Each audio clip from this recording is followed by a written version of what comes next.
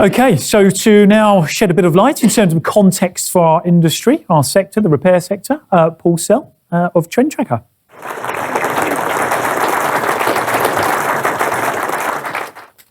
Hello, I really enjoyed that, by the way, Darren, that was brilliant. So yes, Mark asked me to come and sort of follow on from Darren and take that journey a little bit further into the repair market. So my job was to bring some data. There's various opinions around EVs and particularly repairing them. And this is around just presenting you some facts for you to discuss and debate amongst yourselves.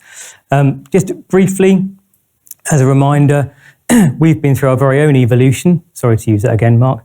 In the last 2 years, basically transforming this business into a subscription digital access. We produce data every month now, not every 2 years, because the market's moving very quickly, and CAP are one of the contributors, as are many partners, to producing the information that hopefully helps you every month in your businesses. So I thought it was worth just taking a moment before we go any further to remind ourselves, why are we talking about EVs and why is it happening so quickly, and why is it so important?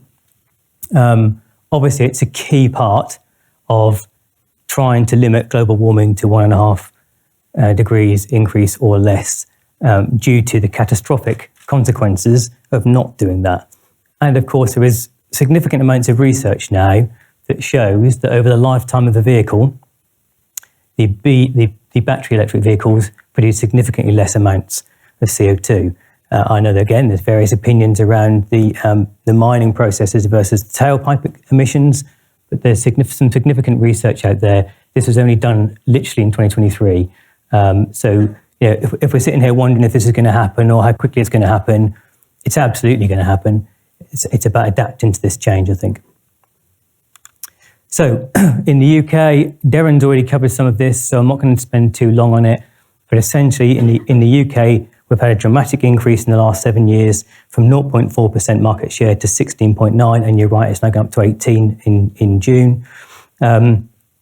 Significant increase, but needs to be even more of a significant increase to get to where everybody needs it to be in 2030. So the graph on the right-hand side shows you just what that needs to look like in terms of new car sales in just 7 years' time. Looking at it now, you might think that's quite unlikely, and we'll cover that in a moment to see where that's happened elsewhere. Why is it stalling at the moment? Because it is market share, new car market share is stalling a little bit for BEVs. Because one, price, which you've covered already, quite expensive. 2, infrastructure, which I'm going to cover in a bit more detail in a moment.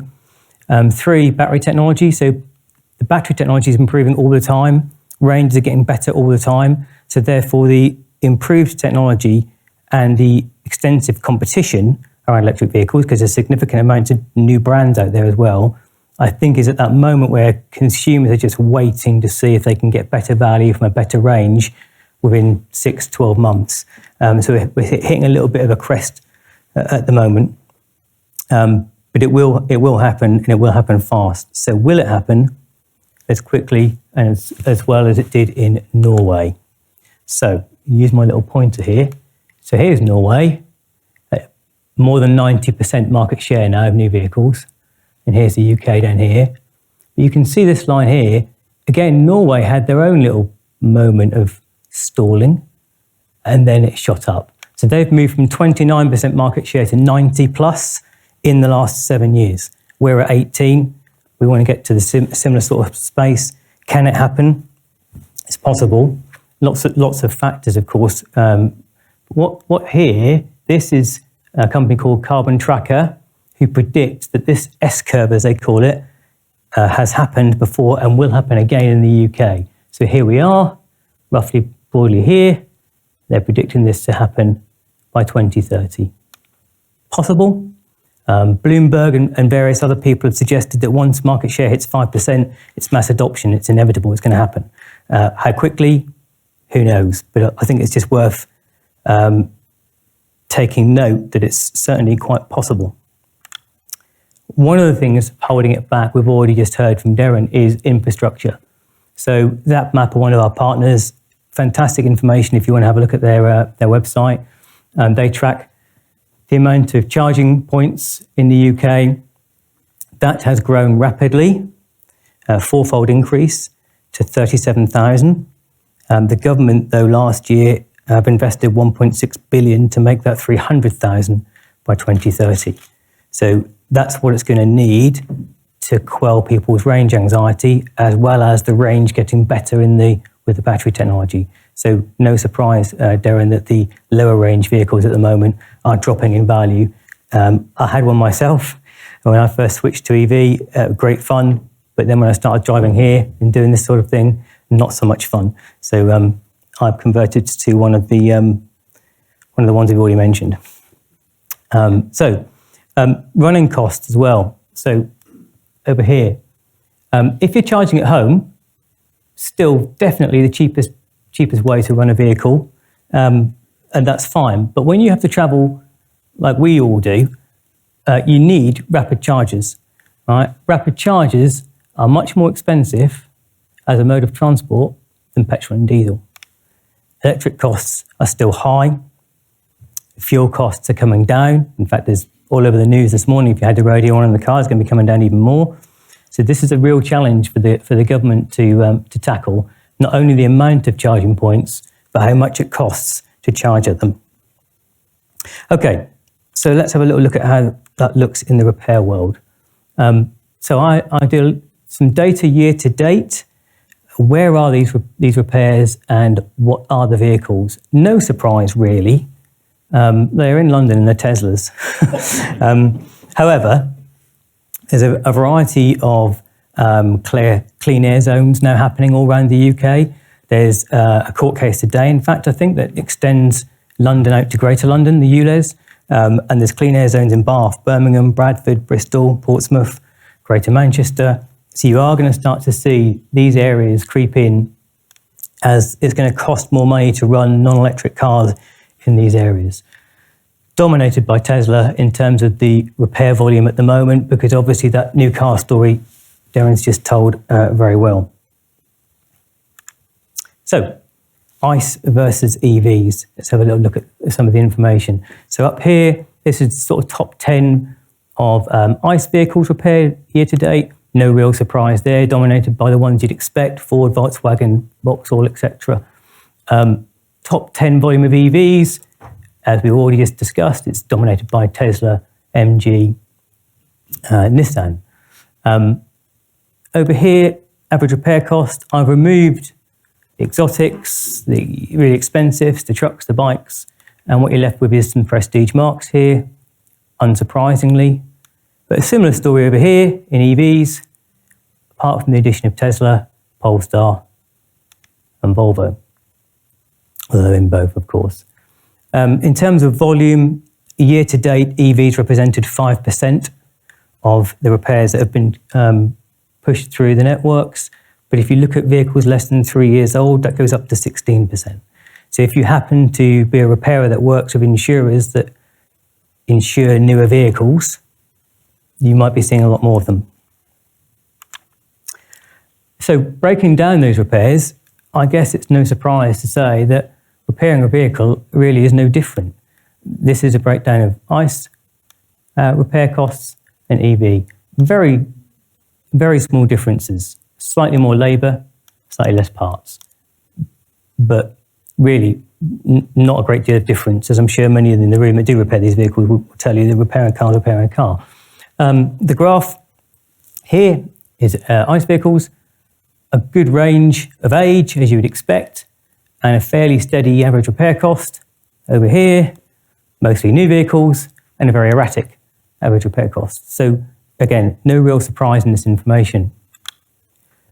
So I've gone a little bit deeper to look at how maybe a model specific compares. So Mini, apart from the powertrain, pretty much the same vehicle, 7% higher to repair an E-Mini rather than a normal Mini. Very similar repair breakdown, parts value slightly higher for the EV, labour slightly higher, not much in it really, but different picture when you start to look at some of the other marques. So at the bottom I've compared a Tesla Model Y to a BMW iX3. And what you can see there really is significantly higher labour for Tesla, as the labour rate remains really high compared to some of the prestige marques, and greater parts content on the BMWs. So I think in summary there, the gap between repairing ICE vehicles and EVs are definitely coming down. They were a lot higher because it's newer vehicles mostly. That's changing. The content within that, though, is interesting to keep an eye on. It's something we'll start to keep a little look at as we go through the year to see how that starts to change. That is me a little bit ahead of time because I didn't want to cover the new car sales stuff again that Darren had covered. So I'm sure there's probably some questions come through there, Mark, so we can pick them up. Yep, super stuff. Thank you, Paul.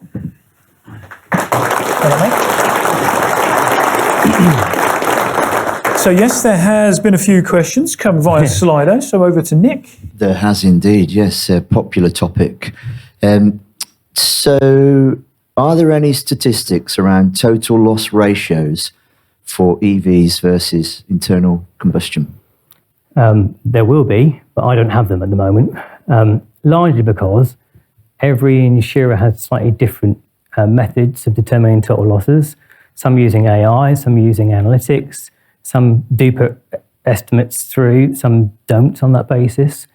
You've heard the used car value story. That will be impacting total loss at a fairly dynamic basis. So I haven't got that information to hand. I am seeking to get it, but I think it will be changing all the time.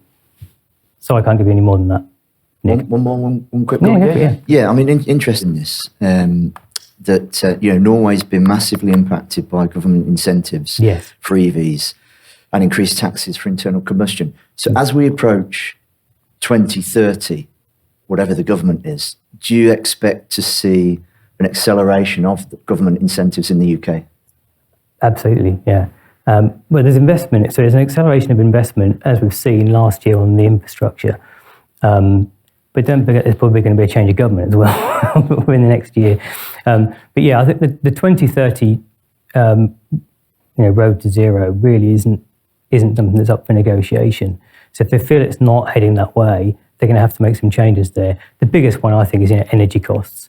If they can get the energy costs and the infrastructure where it needs to be, the pricing of the vehicles and the type of vehicles and the competition that's coming in from various places around the world, particularly China, will mean there's lots more vehicles and lots more choice. But I think you're absolutely spot on. It will require some government assistance. Thanks, Paul. Fabulous. Paul Sell. Cheers.